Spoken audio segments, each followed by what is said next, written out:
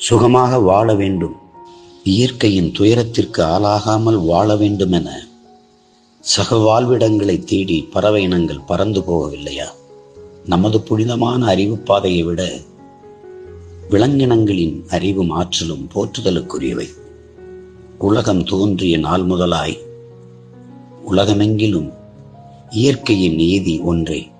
அன்பு, கருணை, காருண்யம் எல்லா பிறவைகளிடமும் இந்த அன்பின் நாடி துடிப்பு இருக்கிறது.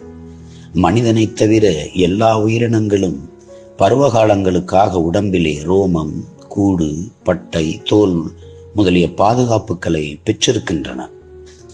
அந்தந்த புழுவுக்கும் புலிக்கும் வாழ்நாள் முழுமைக்கும் தேவையான உடற்போர்வைகள் இருக்கின்றன. தன்னை காத்துக்கொள்ளும் கொம்பும் குளம்பும் பல்லும் வாலும் நகமும் சதையும் பிற பிறவிகளுக்கு இருக்கின்றன. ஆனால் மனிதனுக்கு இதில் ஏதாவது இருக்கிறதா? நற்செய்திகள் தொடரும்.